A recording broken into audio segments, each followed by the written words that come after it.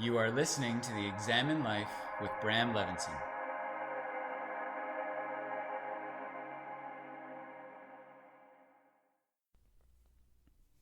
Welcome to the Examine Life with Bram Levinson podcast.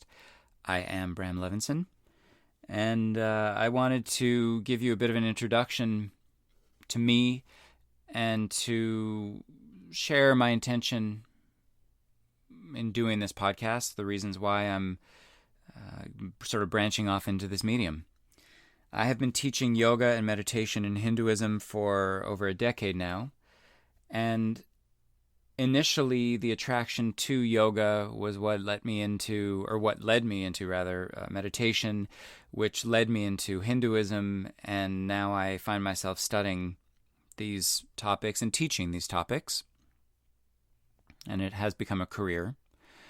But I don't find the teachings necessarily relevant unless I apply them to this experience of life that I am privy to, and to share them with everyone else so that everyone else can do the same thing and apply these teachings and these concepts and these philosophies and these metaphors and these mythologies to their own experiences of life, just to see, what the effect is.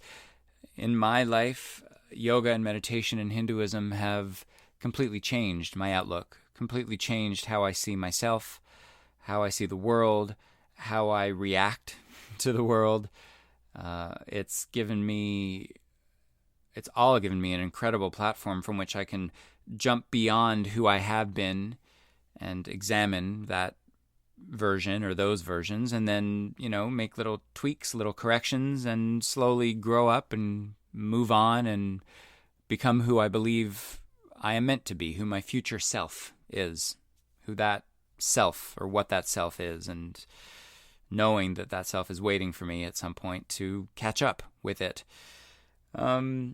So I feel like the stuff that I study and the stuff that I've learned and my insights, number one, are not only worthy of being applied in my own experience of life, but I believe that my own experience of life is not meant to be kept to myself, because I think that there are things to be extrapolated from it.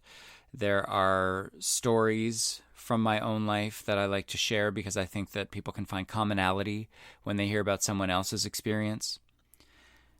And ultimately, I think that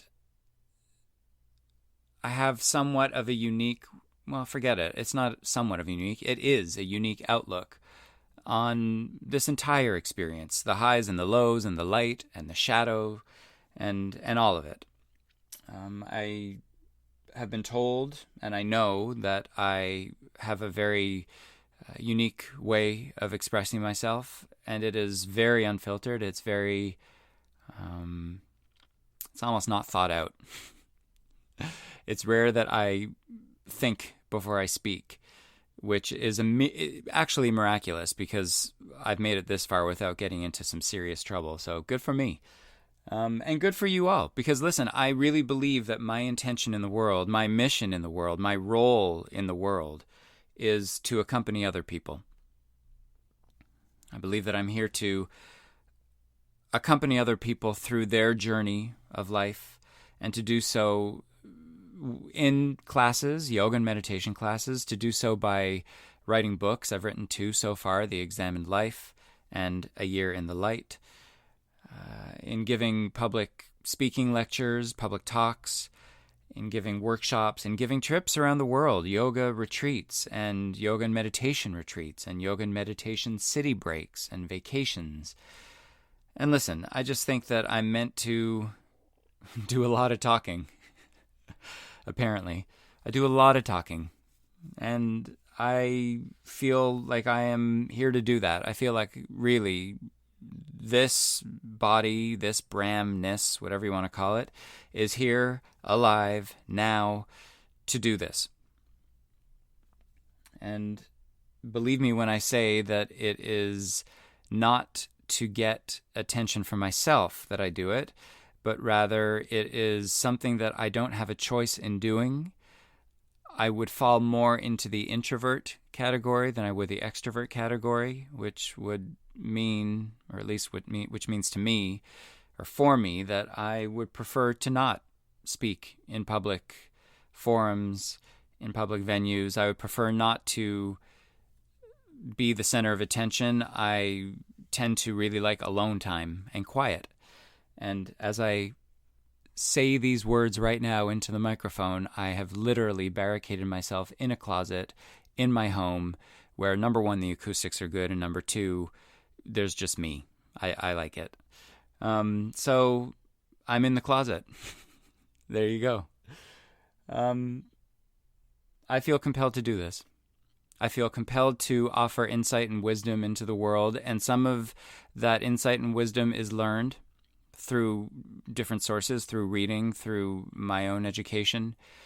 A lot of it is hard-earned through life lessons, through, process of elimination and suffering, and understanding that suffering doesn't exist just for the sake of suffering, but rather every moment of suffering is the vessel for a life lesson that this higher education of being alive has in store for every single one of us. So I believe that it is my role and my responsibility to share what I believe is worth sharing. I don't have children. I've always thought that one of the coolest things about having kids is that you get to choose what information you disseminate to your children, what information you believe is important enough, what you think is worthy of being shared and passed on to beings that are essentially a clean slate.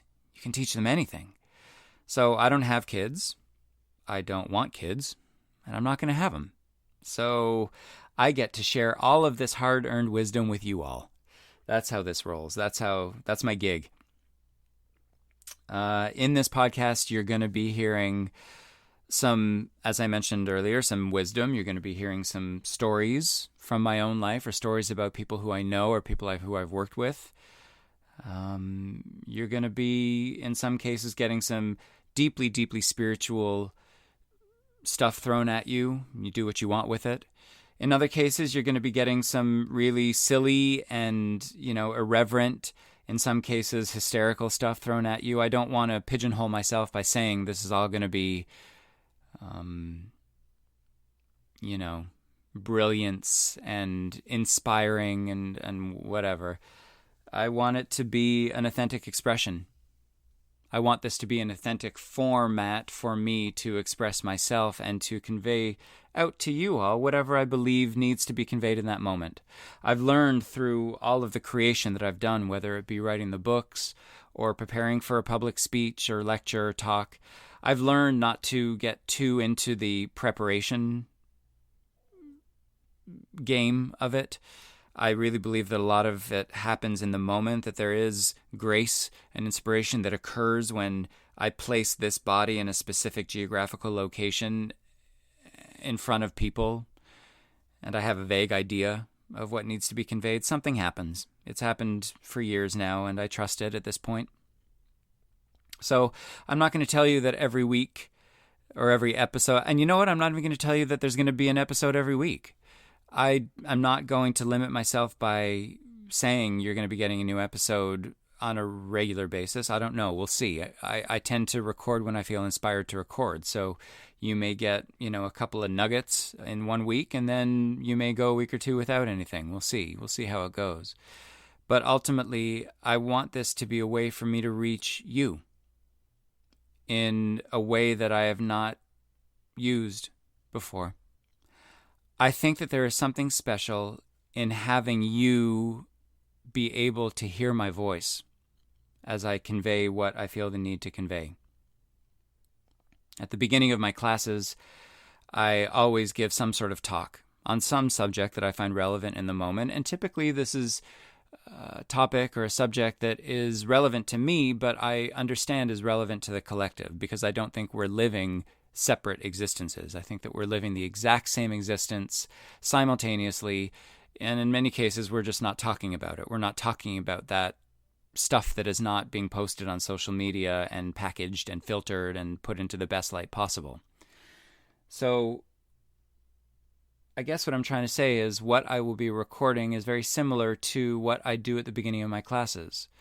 Consider it a class without having to leave where you are, and without the physical asana yoga class, or without the physical meditation class. But I really do want this to be an opportunity to connect. I have said before that all the yoga classes and the meditation classes and the talks and the trips around the world, they're just excuses to get us together. They're excuses to get all of us together in one place. And while I have experience in holding physical space for many people to come in so that we can have a moment, I also have a lot of experience in holding metaphysical space, theoretical space, so that someone can come in and let down their guard and maybe hear some hard-earned truths that will resonate and that will inspire something, provoke thought, maybe inspire change, who knows.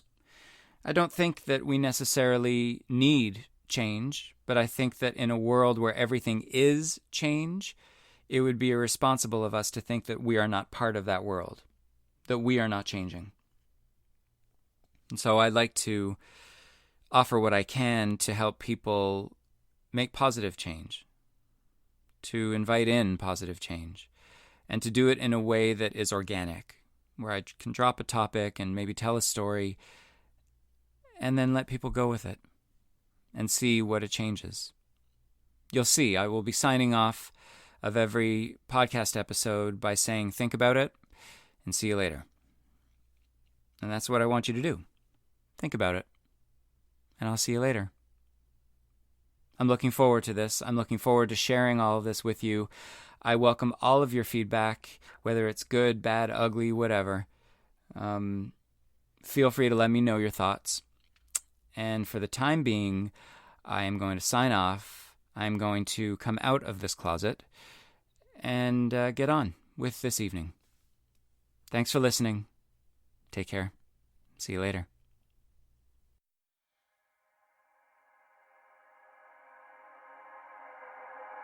This has been the Examine Life with Bram Levinson.